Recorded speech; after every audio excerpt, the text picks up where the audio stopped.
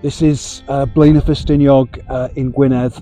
As the poet Gwyn Thomas put it, breichlet o dre ar asgwrn y graig, or a bracelet of a town on the bone of the rock.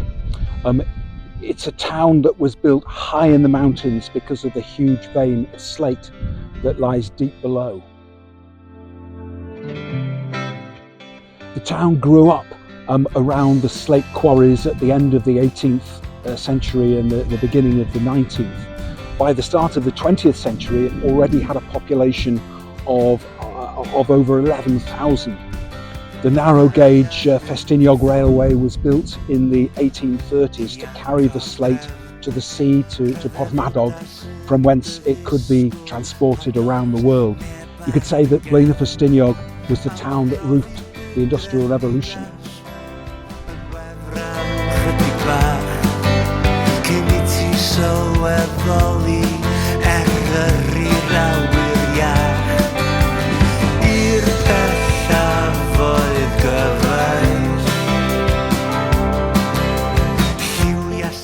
For decades, Blaenau Ffestiniog was a boom town.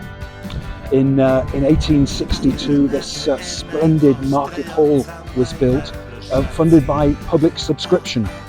It was here that David Lloyd George made his first political speech.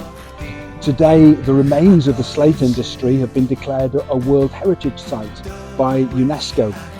The town remains a stronghold of the Welsh language, and it's produced some of the most notable Welsh language rock bands. I've been lucky enough to live here for the past 24 years.